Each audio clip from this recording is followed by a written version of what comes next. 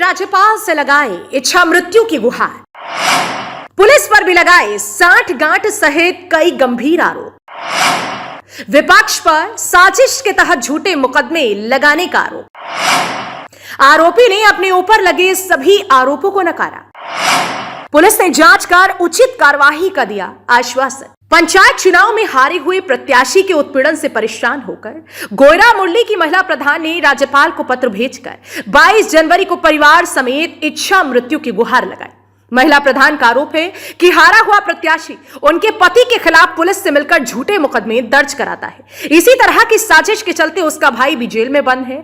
पूरा मामला मठौंद थाना क्षेत्र के ग्राम गोयरा मुरली का है, जहां की महिला प्रधान ने राज्यपाल और मुख्यमंत्री समेत कई अधिकारियों को रजिस्टर्ड डाक द्वारा पत्र भेजकर परिवार सहित इच्छा मृत्यु की मांग की। प्रधान गुड्डा ने कहा कि वो लंबे समय से भाजपा के सक्रिय सदस्य हैं और चुनाव में हार का बदला के लिए गांव के हारे हुए प्रत्याशी अकीद ने उनके पति समेत पूरे परिवार का जीना दुभर कर दिया है। महिला प्रधान ने पुलिस पर सांठ-गांठ कर आरोप लगाते हुए कहा कि मठौंद पुलिस से सांठ-गांठ कर वो फर्जी मुकदमे दर्ज कराता है। महिला प्रधान गुड्डा ने कहा कि विपक्षी अपने आप को पूर्वांचल के माफिया मुख्तार अंसारी का करीबी बताकर धमकी देता है। इतना ही नहीं, वो अपने कंधे में बंदूक टांग कर पूरे गांव में घूमता है और विकास कार्यों में अड़ंगा लगाता है। तमाम शिकायतों के बाद भी दबंग, अकीद और दरोगा के खिलाफ कोई कार्रवाई नहीं हो रही। नहीं, मेरा नाम है गुड्डन, गोयरा प्रधान हूँ। मैं बहुत परेशान हूँ। वो मैं धमकी देता है।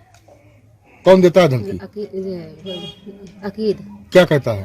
कहता हम काम ना कराने देंगे और तो फिर आएंगे छूट के तो फिर से जेल में बढ़ा देंगे। मुख्तार अंसारी के करीब है वो। किसके? मुख्तार अंसारी के करीब बांधा मटौन के पुलिस वाले दरोगा। क्या कह रहे थे? कह रहे थे राजी करा दे भी, हम ऐसा करा दें। अच्छा, तो परेशान हो जाओ। कैसे राजी हो जाओ? हाँ, मैं राजी करा दूंगा। मैं कहा तरफ तो राजी नहीं, अब राजी करा दें। नाम है आपका? आमिर खान। आमिर, क्या हुआ था? क्यों पत्र लिखा है? हमने स्कूल से लिखा है, ये हमारे साथ न्याय हो रहा है। हाँ। स्कूल से हमने लिखा 22 जनवरी चुनाव में अयोध्या में राम मंदिर का उद्घाटन होना है, तो इसको से हम इच्छु मृत्यु निर्माण कर लेंगे। किसको पत्र लिखा है? राज्यपाल को। क्या लिखा है? लिखा है ऐसी जिंदगी से जल्लत की जिंदगी नहीं हम लोग जी सकते। अच्छा, पिताजी आपके कब जेल गए थे?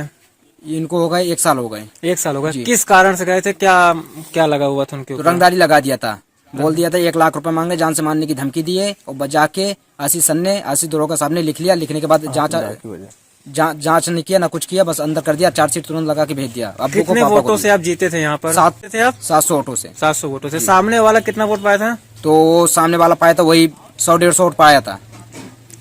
और दूसरा आत्मदाह करे कारण क्या है? कारण बताइए आप, क्यों जो है आप इच्छा मृत्यु चाहते हैं? हम ऐसी जिंदगी नहीं जी सकते ना, जिल्लत की जिंदगी नहीं जीना चाहते। हम बर्बाद हो चुके। 2021 से योगी आदित्यनाथ के रहेल से हम जीते, अच्छी बड़ी मतों से जीते। हम भाजपा के भूत अध्यक्ष, हमारे माँ सद्या से भाजपा से जुड़े हैं, 2021 से जुड़े चले आए और हमेशा जुड़े रहेंगे। जिंदगी जब तक हमारी सांसें चलेंगी, जब तक हम जुड़े रहेंगे भाजपा से। ये हमारा लास्ट है कहना, जब मरते मर जाएंगे हमारा यही रहेगा।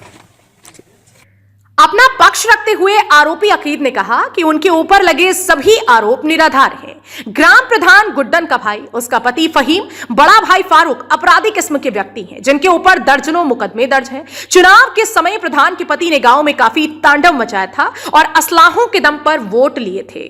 नाम भैया एक महिला द्वारा प्रार्थना पत्र दिया गया है, उन्होंने इच्छा मृत्यु की मांग की है और उस पर उन्होंने आप पर बहुत गंभीर आरोप लगाए हैं कि राइफल लेकर के आता है, हमें धमकी देता है, विकास कार्यों पर बाधा डालता है। क्या है पूरा मामला? मामला ये है भैया कि ये चुनाव जो हुआ था ग्राम पंचायत का प्रधानी का, इसके बाद में इन्होंने चुनाव में बड़ा तांडव मचाया, बड़ा रंगबाजी की और इन्होंने अवैध शस्त्रों का प्रदर्शन किया। हमारे गाँव में मुस्लिम बहुल गाँव है, जिसमें हमारे गाँव में 5,500 वोटर है।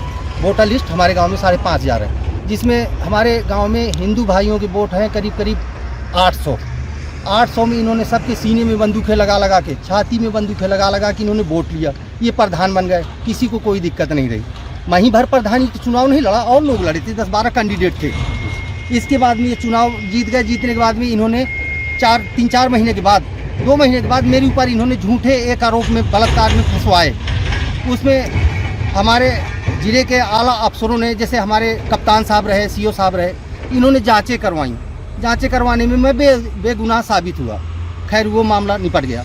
उसके बाद में इसने फीमा उर्फ फहीम, जो गोड्डन प्रधान का पति है, इसने मेरे ऊपर अपनी रखैल से फिर बलात्कार में मुझे अपनी रखैल से फंसवाया।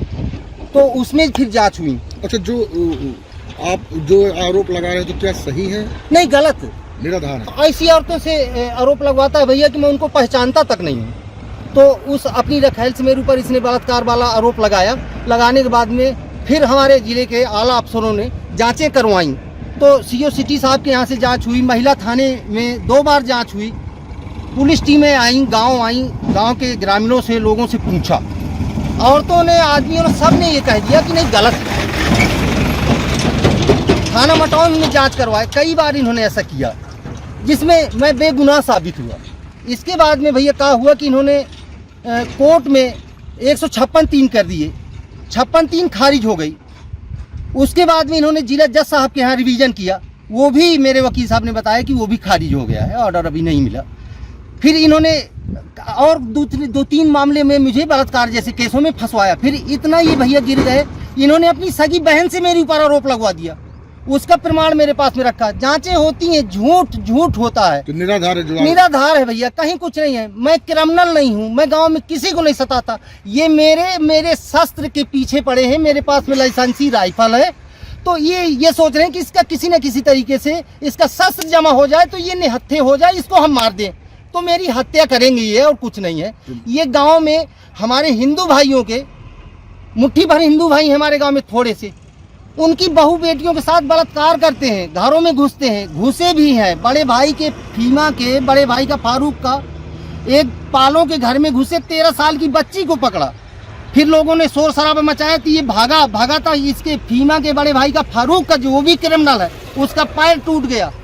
सब कुछ सच है भैया। ये लगाए हैं कि मटौन पुलिस की सह से, और पुलिस की सह से, बांदा की पुलिस की सह से, और जालौन जिला में भैया गोड्डन प्रधान के भाई ने यहाँ रंगबाजी करवाते हैं अपने भाई से।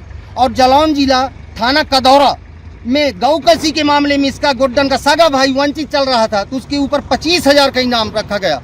उसके बाद में मुझे ये जानकारी मिली कि एसटीएफ की पुलिस, एसटीएफ वालों ने बम्बई महाराष्ट्र से उसको पकड़ के सोहेल को लेके आए जेल में। और वो भी चेतावनी दिए थे कि माननीय मुख्यमंत्री जी के यहाँ मैं इस तारीख को आत्मदाह कर लूंगा, मेरे केस वापस किए जाए। इस तरीके का झूठा आरोप। नैनी जेल की बात बता रहे थे आप। नैनी जेल में फीमा ने 302 में इनको आजीवन कारावास हुआ 2005 में। 2 में मर्डर किए, 5 में बांदा से आजीवन कारावास हुआ। फीमा उर्फ फहीम नैनी जेल चला गया। नैनी जेल जाने के बाद में जेल के अंदर एक लड़के का 377 और उसके बाद में उसी लड़के को मार डाला। मारने के बाद में नैनी में इसको फिर पुलिस उठा ले गई गांव से, और 5 साल जेल में रहा। नैनी में इलाहाबाद कचहरी में इसका केस चल रहा है, उस केस को ये दबाए हुए है, अभी उसका फाइनल नहीं हुआ। 13 में मर्डर किया था इसने जेल के अंदर। 302 में आजीवन कारावास की सजा है इन्हें। 2006 में फीमा उर्फ फहीम ने गोड्डन प्रधान के पति ने नाबालिग बच्ची के साथ में बलात्कार किया था 2006 में, जिसमें इसको 7 साल की कारावास है। बताइए, अपनी सगी बहन से मुझे फंसवाए हैं, अपनी सगी बहन से फंसवा दिए। आरोप जो है निराधार है। सब में मुझे क्लीन चिट मिल जाती है भैया। मैं बेगुनाह हूँ, मैं क्रिमिनल नहीं हूँ। वहीं इस प्रकरण पर बांदा के सीओ सिटी गवेंद्रपाल गौतम ने कहा कि गौरा मुरली गांव की प्रधान गुड्डन द्वारा दिए गए प्रार्थना पत्र पर एसओ मटौन और खुद उनके द्वारा गांव जाकर वार्ता कर उन्हें समझाया गया और उचित कार्यवाही का आश्वासन दिया गया। गुड्डन के पति के विरुद्ध दर्ज मुकदमों और गुड्डन के प्रार्थना पत्र की जांच कराई जा रही है। जांच में जो तथ्य सामने आएंगे उसी अनुसार आवश्यक कार्यवाही की जाएगी। श्रीमती गुड्डन पत्नी फीमा और फहीम, जो ग्राम गोरा मुगली की ग्राम प्रधान है, के द्वारा दिए गए प्रार्थना पत्र पर पुलिस अधीक्षक महोदय द्वारा एक जांच संचित की गई है। आज एसओ मटौन और मेरे द्वारा गोरा मुगली जाकर उक्त परिवार से वार्ता की गई एवं समझाया गया तथा उचित कार्रवाई का आश्वासन दिया गया। यहाँ यह भी अवगत कराना है कि श्रीमती गुड्डन के पति फीमा और फहीम पर वर्ष 1991 से अब तक 26 अपराध पंजीकृत किए गए हैं, और गुड्डन के भाई सोहेल उर्फ मुन्ना के विरुद्ध भी हमीरपुर जालौन सहित 4 अपराध पंजीकृत हुए हैं। श्रीमती गुड्डन के पति फीमा और फहीम के खिलाफ दर्ज मुकदमों एवं प्रार्थना पत्र की जांच की जा रही है तथा मुकदमों का अवलोकन किया जा रहा है। जांच में जो भी तथ्य निकल कर आएंगे उसके अनुसार आवश्यक कार्रवाई की जाएगी। वहीं विपक्षी फहीम ने अपने ऊपर लगे सभी आरोपों को गलत बताते हुए इन लोगों को अपराधी किस्म का व्यक्ति बताया। इस घटना पर बांदा पुलिस अधीक्षक ने जांच के आदेश दिए, जिस पर सीओ सिटी ने बताया कि महिला प्रधान के पति पर दर्ज मुकदमों और महिला के पत्र की जांच कराई जा रही है, जिसके उपरांत ही उचित कार्रवाई की जाएगी। बांदा से शहजाद अहमद की रिपोर्ट।